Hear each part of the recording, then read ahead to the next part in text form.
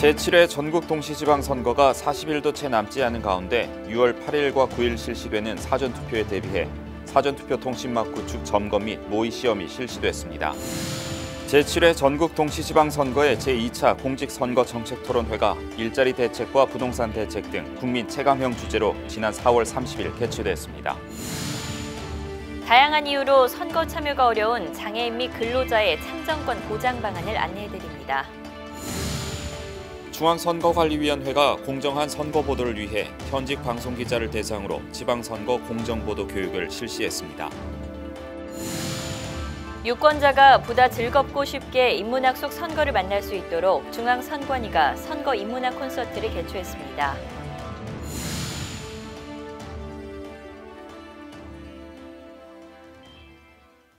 시청자 여러분 안녕하십니까? 한국선거방송 뉴스입니다. 선거일이 공휴일이다 보니 선거일에 다른 계획 세우고 계신 분들 많으신데요. 그래서인지 공직선거의 사전투표율 역시 상승하는 추세입니다. 중앙선관위는 오는 6월 8일과 9일 이틀간 실시되는 제7회 지방선거의 사전투표에 대비해 사전투표 통신망 구축 점검 및 모의 시험을 실시했습니다. 완벽한 사전투표 관리를 위해 실시한 모의 시험 현장 영상으로 확인하시죠. 선거 당일 부득이한 사유로 투표에 참여하지 못하는 국민들을 위해 선거일 전 5일부터 이틀간이라는 기간을 정하고 어느 곳에서나 미리 투표를 진행할 수 있도록 국민 편의를 도와주는 사전투표 제도.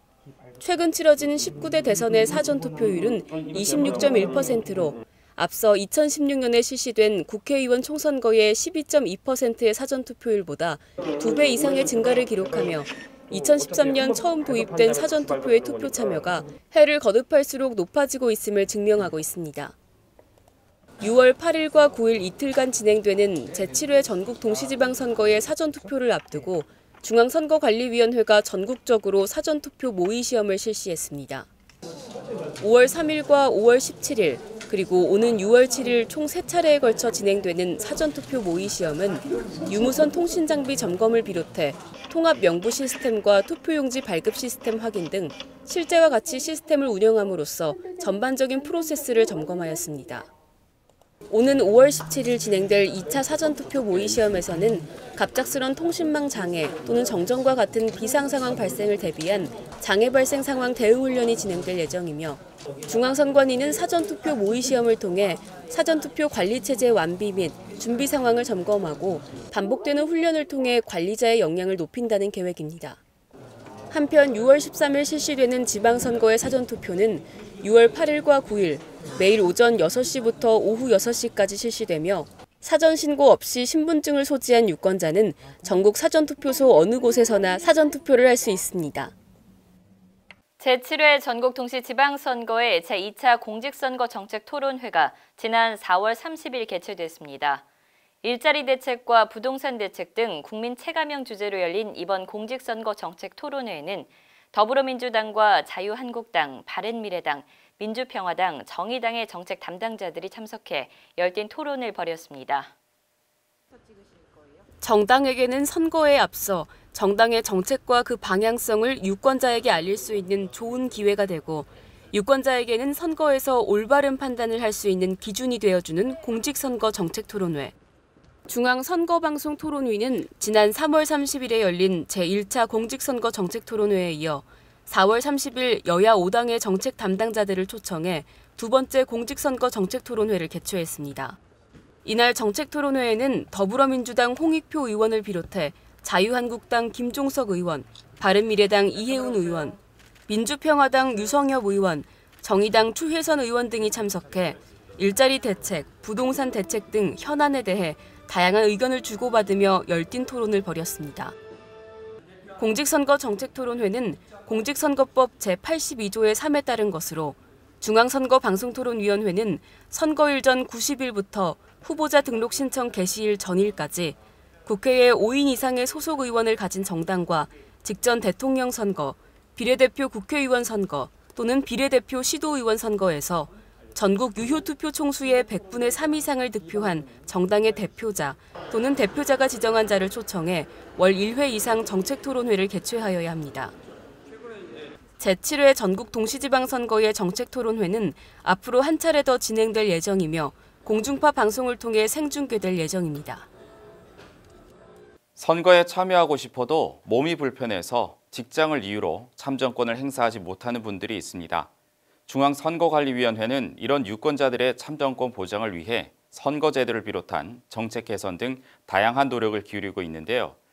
장애인 및 근로자의 참정권을 위해서 어떤 방안들이 마련돼 있는지, 참정권은 어떻게 보장받을 수 있는지 리포트로 안내해드리겠습니다. 우리나라는 유권자들이 선거에 적극 참여할 수 있도록 임기 만료 선거일을 법정 공휴일로 지정하는 등 이를 제도적으로 지원하고 있습니다. 하지만 이런 노력에도 불구하고 신체적인 이유, 근로 환경을 이유로 참정권을 제대로 행사하지 못하는 이들이 있습니다. 이에 중앙선거관리위원회는 장애인 및 근로자 등의 적극적인 참정권 보장을 위해 다양한 보장 방안을 공지하고 적극적인 홍보를 이어나가기로 했습니다. 지난 4월 6일 공직선거법 개정을 통해 장애인을 비롯한 임산부, 고령자 등 교통약자들의 투표소 접근 편의를 위해 제반시설의 설치, 적정한 투표소 위치 확보 등 필요한 사항을 중앙선관위 규칙으로 규정하도록 하여 실질적인 참정권 보장 방안을 마련하도록 하였습니다. 이와 더불어 신체적인 불편함으로 투표가 어려운 이들을 위해 기표대, 기표용구, 투표 안내문 등 관련 물품을 별도 제작하고 장애인 콜택시 등의 차량 지원, 투표소 내 수어 통역사 배치, 시각장애인을 위한 자동응답 시스템 음성투표 안내 서비스를 제공한다고 밝혔습니다. 한편 중앙선관위는 근로자의 참정권 보장을 위해 대한상공회의소, 중소기업중앙회 등 주요 경제단체에 근로자 투표 시간 보장을 요청하고 근로자가 투표에 필요한 시간을 청구할 수 있음을 고용주가 의무적으로 공지하도록 권고함과 동시에 선거일이 법정 공휴일이라는 인식을 확산시키기 위해 각종 달력 앱 및 포털 사이트 달력에 6월 13일이 붉은색으로 표기되도록 하는 등 다양한 방안을 실시하고 있습니다. 중앙선관위 관계자는 선거철에만 적용되는 단기적인 방안에서 벗어나 근본적인 장애인 참정권 보장 방안 마련을 위해 정책 간담회를 지속적으로 개최하고 관련 법안의 입법을 추진하는 등 국민들의 보다 적극적인 참정권 보장을 위해 다양한 노력을 기울일 예정이라고 밝혔습니다. 이제 인문학은 서점이나 TV, 인터넷 등으로 쉽게 만나볼 수 있을 만큼 친숙한 콘텐츠가 됐는데요. 유권자가 보다 즐겁고 쉽게 인문학 속 선거를 만나볼 수 있도록 중앙선거관리위원회가 선거인문학 콘서트를 개최했습니다. 인문학적 관점에서 바라본 선거, 정치는 어떤 모습일까요? 지금부터 소개해드립니다. 인문학은 책이나 인터넷, 이제는 TV에서도 쉽게 접할 수 있을 만큼 일반 사람들에게 친숙하게 자리를 잡았습니다. 이러한 인문학을 통해 유권자들이 민주선거에 대해 들여다보는 기회가 마련됐습니다. 바로 중앙선거관리위원회가 개최한 선거인문학 콘서트입니다. 지난 2일 열린 선거인문학 콘서트에서는 선거와 민주주의를 소재로 한 영화들과 영화 속 참정권을 주제로 오동진 영화평론가와 참석자들이 깊이 있는 이야기를 나눴습니다. 인문학 속 선거를 만나보는 선거인문학 콘서트는 이번에 열린 영화로 만나는 선거인문학을 비롯해 지난 1일 진행된 제자백가에게 배우는 유세와 오는 25일 선거 자료 속에 숨어있는 선거 이야기 등 모두 3차례 진행될 예정입니다. 중앙선관위는 인문학을 통해 유권자가 보다 쉽고 즐겁게 인문학 속 선거를 만날 수 있는 장을 마련하고 이를 통해 유권자의 선거 참여 및 관심을 이끈다는 계획으로 앞으로도 다양한 내용, 형식으로 선거 인문학 콘텐츠 개발에 힘쓸 예정이라고 밝혔습니다. 중앙선거관리위원회가 제7회 전국 동시지방선거를 앞두고 공정한 선거보도 문화 조성을 위해 다양한 노력을 지속적으로 기울이고 있습니다. 선거연수원 강대우 교수, 인터넷선거보도심의위원회 안명규 심의팀장, 중앙선거여론조사심의위 류정호 심의팀장은 지난 4월 30일 방송기자연합회 주최로 열린 지방선거 특강에 강사로 나서 언론인이 알아야 할 공직선거법, 선거보도 공정성과 바람직한 선거보도, 선거여론조사의 기획 및 보도기법 등을 주제로 강의를 펼쳤습니다. 현직 방송기자 15명을 대상으로 실시된 이번 강의를 비롯해 중앙선거관리위원회는 언론인을 대상으로 하는 지방선거 관련 강의에 적극 참여해 올바른 선거 보도를 위해 앞장설 계획이라고 밝혔습니다. 각 지역 검사들을 대상으로 법무연수원에서 시행되는 2018년도 공안 분야 검사 타겟 교육이 이종호 중앙선거 여론조사 심의위원회 사무국장이 강사로 나서 선거 여론조사의 이해란 주제로 강의를 펼쳤습니다. 지난 2일부터 4일까지 법무연수원에서 실시된 이번 교육은 선거 여론조사를 비롯해 선거 사건의 중요 수사 사례, 정치자금법 주요 쟁점 등 6월 전국 동시 지방선거를 앞두고 선거 범죄와 관련된 내용으로 진행됐습니다.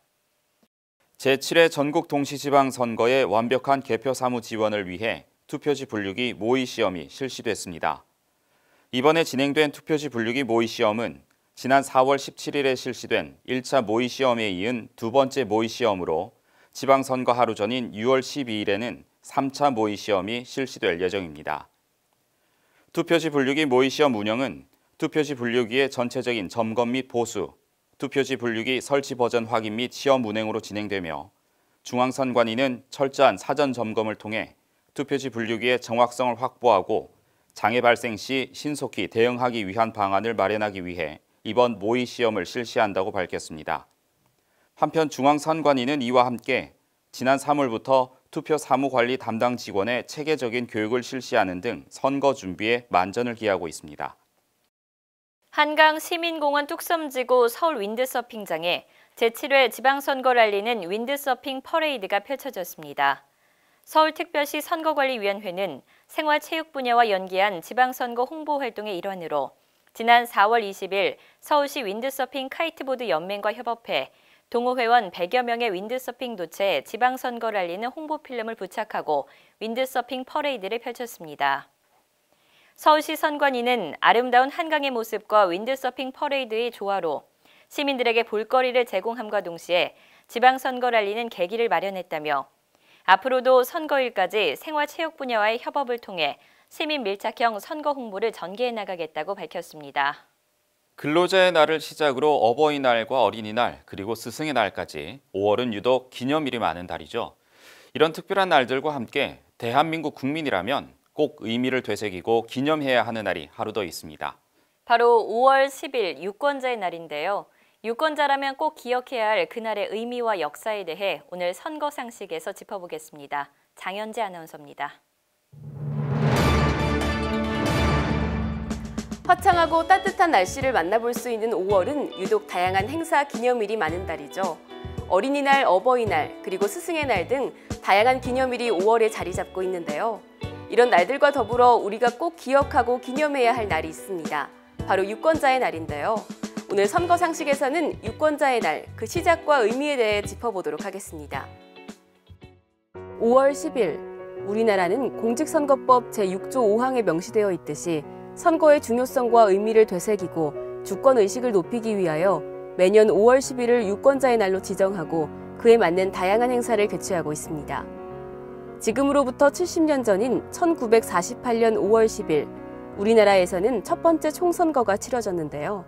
50국회의원 총선거를 시작으로 우리나라 헌정사상 최초로 재헌의회가 구성되었고 그 재헌의회에서는 대한민국 헌법을 제정하였습니다. 사실상 대한민국 정부가 이때 탄생했다 해도 과언이 아닌 것이죠. 우리나라 민주정치의 시작인 날 5월 10일을 기념하기 위해 중앙선거관리위원회는 유권자의 날로 지정을 추진하였고 2012년 법에 규정돼 그 주를 유권자의 주관으로 정해 해마다 그 역사적인 의미를 되새기기로 하였는데요. 5월 10일을 민주정치의 시작이라고 부르는 또 다른 이유가 있습니다. 우리나라는 다른 나라들과 달리 큰 투쟁 없이 총선거 때 보통선거를 바로 시작했기 때문인데요. 서구의 대표적인 민주국가들이 성별, 재산, 인종, 지역, 종교에 따른 불평등에 저항하며 수백 년의 투쟁을 거친 후 20세기에 들어와 단계적인 보통선거를 확립한 것과 달리 우리나라는 50총선거에서 특정 연령 이상 모든 국민에게 투표권을 부여했던 것입니다.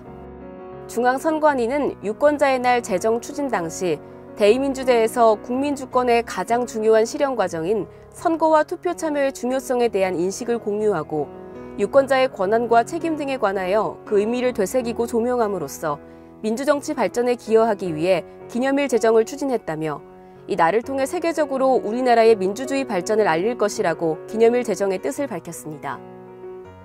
우리나라의 유권자의 날처럼 유권자의 정치, 선거 참여의 의미를 기념하기 위해 날짜를 지정해놓고 행사를 개최하는 나라들이 있습니다.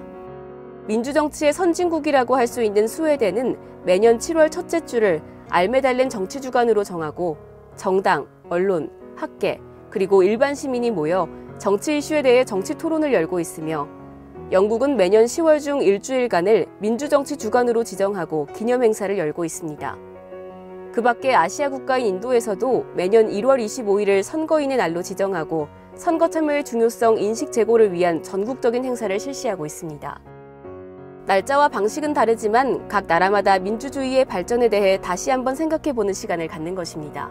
대한민국 헌법 제1장 제1조 2항에서는 대한민국의 주권은 국민에게 있고 모든 권력은 국민으로부터 나온다며 대민주제와 민주주의 속에서 국민, 유권자의 힘에 대해 이야기하고 있습니다. 우리 모두가 대한민국을 이끌어가는 동력이자 대한민국의 내일을 만드는 유권자 중 한 사람이라는 것. 5월 10일에는 유권자의 의미에 대해 우리나라의 민주정치에 대해 생각해보며 주권의식을 다시 한번 가슴속에 담아보시는 것은 어떨까요? 지금까지 선거상식 장현재였습니다. 이어서 간추린 뉴스를 전해드립니다.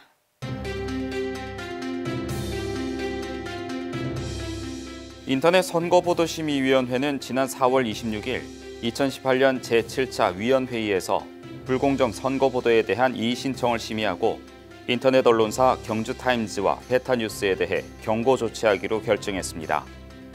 두 언론사는 확인되지 않은 사실을 기사화해 유권자에게 잘못된 정보를 제공하고 특정 후보자에게 불리한 영향을 미칠 수 있는 표현을 사용, 보도해 조치를 받게 됐습니다. 한편 인터넷 선거보도심의위원회는 정당의 경선이 진행 중인 만큼 불공정 보도의 증대 가능성이 있기에 철저한 모니터링을 실시하고 유권자에게 올바른 선거 정보가 제공될 수 있도록 최선을 다하겠다고 밝혔습니다.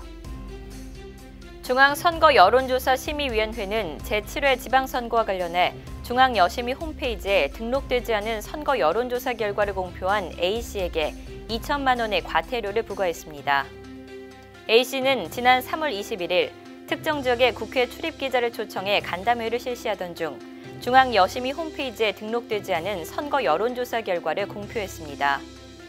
이에 중앙여심위는 A씨가 과거에도 미등록 선거 여론조사 결과 공표로 3차례 경고 등의 행정처분을 받았음에도 불구하고 동일한 위법 행위를 저지른 점을 고려해 과태료를 부과했다고 밝혔습니다. 중앙선거관리위원회가 자유한국당과 민주평화당 두 개 정당을 대상으로 정당 사무처 관계자 연수를 실시했습니다. 4월 30일과 5월 3일에 각각 진행된 이번 연수에는 각 정당의 지방선거 공천자 1,150명이 참석했습니다. 중앙선거관리위원회의 적극적인 온라인 투표 지원이 이어지고 있습니다. 마곡 힐스테이트 동별 대표자 선거 등 12건의 온라인 투표 지원이 진행됐으며 이에 따른 선거인은 총 7,694명입니다. 선거 역사와 민주주의의 발자취를 따라가 보는 역사 속 그날입니다. 5월 첫째 주 역사 속 그날로 이명은 아나운서와 함께 떠나보시죠. 암울했던 일제강점기, 작고 힘이 없었던 우리나라가 독립하기까지 포기하지 않고 지속적인 독립투쟁을 했던 수많은 순국 열사들이 있었는데요. 그 중에서도 25세라는 젊은 나이에 독립을 위해 일제에 폭탄을 던져 일거하며 산화한 영원한 청년 의사, 윤봉길 의사는 우리 가슴속 깊이 남아 있습니다. 윤봉길 의사 상하이 폭탄 의거가 있었던 1932년 4월 29일, 역사 속 그날로 함께 가보시죠. 충청남도 예산에서 태어난 윤봉길은 3.1운동이 일어나자 민족 정신의 영향으로 신민지 교육을 거부하고 1926년부터는 야학을 개설해 문맹 퇴치와 민족의식 고취를 위한 지속적인 농촌 계몽운동을 했는데요. 하지만 계몽운동만으로는 독립을 이룰 수 없다는 한계를 인식하고 1930년 3월 6일 윤봉길 의사는 장부 출가생 불안, 대장부가 집을 떠나 뜻을 이루기 전에는 살아서 돌아오지 않는다라는 비장한 글을 남긴 채 정든 가족을 뒤로하고 중국으로 망명길에 올랐습니다. 윤봉길은 그곳에서 백범 김구를 만나 의열투쟁의 뜻을 모으고 한인 애국단에 가입했습니다. 백범 선생과 윤봉길 의사는 의열투쟁의 구체적인 방안을 모색하던 중 일왕의 생일인 천장절과 일본군의 상해 사변 전승 축하식이 상해 홍구공원에서 거행될 예정이라는 보도를 접하고 거사를 결심하게 되는데요. 윤봉길 의사는 의거 3일 전인 4월 26일 이 의거가 한민족 전체 의사의 대변이라는 점을 세계에 알리기 위해 나는 적성, 마음에서 우러나오는 참된 정성으로서 조국의 독립과 자유를 회복하기 위하여 한인 애국단의 일원이 되어 중국을 침략하는 적의 장교를 도륙하기로 맹세하나이다라는 선서를 하기도 했습니다. 윤봉길은 야채상으로 가장하여 미리 기념식에 대한 정확한 정보를 입수하고 기념식장에서 투척할 수류탄도 폭탄 제조 전문가인 김홍일의 도움을 받아 제조했는데요. 드디어 역사적인 거사일인 1932년 4월 29일의 아침이 밝았습니다. 윤봉길 의사는 백범 선생과 마지막 아침 식사를 하고서 백범 선생의 낡은 시계와 자신의 시계를 바꿨고 이제 돈도 필요 없다며 남은 돈을 건네는 등 여유를 잃지 않는 모습이었습니다. 홍구공원에는 수많은 인파가 운집하였고 삼엄한 경계가 겹겹이 쳐졌습니다.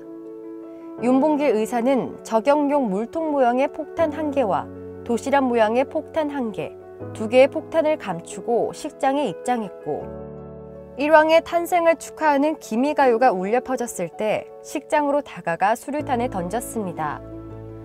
연단에 정확히 떨어진 폭탄은 일본군 수뇌부를 현장에서 즉사시키거나 중상을 입게 했고 식장은 아수라장이 되었습니다. 윤봉길 의사는 현장에서 일본군에 체포되어 가혹한 고문을 겪었으며 그해 5월 25일 상해 파견 일본 군법회의에서 사형을 선고받았는데 이때에도 이 철권으로 일본을 즉각 타도하려고 상해에 왔다며 당당한 기계를 잃지 않았고 이후 일본 오사카로 호송된 뒤 1932년 12월 19일 총살형을 받고 가나자와 육군형무소 공병 작업장에서 순국하였습니다. 처형 이후 인근 쓰레기 하치장에 안매장되었던 윤봉길 의사의 시신은 광복 후인 1946년 5월에 돼서야 순국 14년 만에 봉안돼 효창공원 묘소에 안장됐으며 1962년 건국훈장, 대한민국장을 수상했습니다. 윤봉길 의사의 희생에 대해 중국의 장제스 총통은 중국의 백망대군도 하지 못한 일을 한국의 한 청년이 해냈다며 한국의 독립운동을 지원하게 됐고 조국 광복의 초석을 마련하게 됐습니다. 오래 살기보다 나라를 위해 자신을 던진 윤봉길 의사의 짧지만 강력했던 삶은 지금까지도 대한민국의 가슴에 혼으로 살아있습니다. 영국 사회와 경제를 어떤 영국 지도자보다 혁명적으로 바꾼 영국의 정치가가 있습니다. 긴축 재정으로 경제 부흥을 이루고 획기적인 정책 추진과 독단적인 정부 운영으로 철의 여인이라 불리는 인물, 바로 마가렛 대처입니다. 3기를 연임하며 영국 사상 최장기 집권의 총리가 되기도 한 마가렛 대처가 영국 최초의 여성 총리로 당선되던 1979년 5월 4일 역사 속 그날로 함께 가보시죠. 마가렛 대처는 1925년 식료품 가게를 하는 중산층 가정의 딸로 태어났습니다. 4살이 되던 해 아버지가 시의회 의원의 입후보에 당선되면서 마가렛 대처는 어린 시절 아버지의 무릎 위에 앉아 사업과 종교, 정치에 관한 이야기들을 들으며 자랐습니다. 그런 그녀는 결혼하게 되고 본격적으로 정치 활동을 시작하게 되는데요. 전공인 화학과는 무관한 법학을 스승도 없이 독학해 변호사가 됐고 1959년 그녀는 34세의 나이에 보수당 성향이 강한 런던의 한 지역구에 공천을 받아 하원에 당선됐습니다. 이후 승승장구한 마가렛 대처는 주택공사장관, 연금장관, 재무장관, 교육장관 등을 거치며 1974년 보수당이 2차례 총선에서 패배한 뒤 당수에 올라 1979년 선거를 승리로 이끌고 영국의 여성 첫 총리가 되었습니다. 마가렛 대처가 총리로 당선된 당시 영국은 이른바 영국병에 시달리고 있었습니다. 만성적인 노사 분규와 국가 역량을 뛰어넘는 과도한 사회 보장 제도로 영국 사회는 곳곳에서 피로 증세를 보이고 있었는데요.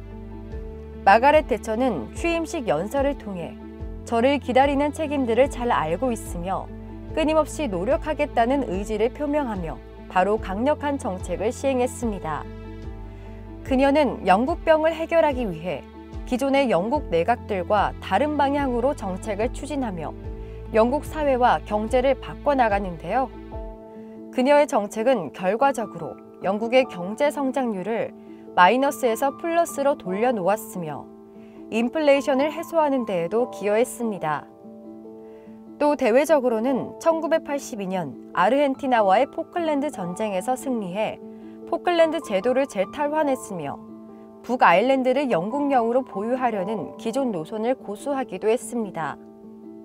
그러나 정치적 동지들의 패배와 응퇴로 권력이 약화되었고 1990년 유럽 통합 반대 입장을 고수하다가 당 지도부의 반발을 사게 됐고 인두세 인상 조치에 반발한 시민들이 트라팔가 광장에서 폭동을 일으킨 사건을 계기로 마가렛 대처는 11년간의 임기를 끝내고 총리 자리에서 물러났습니다.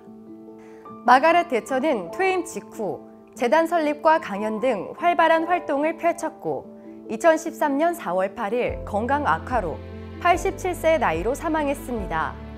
총리로 재임하던 당시 마가렛 대처는 3선에 성공하며 오랜 기간 많은 정책들을 통해 영국을 시장경제 국가로 살려냈다는 평을 받고 있는데요.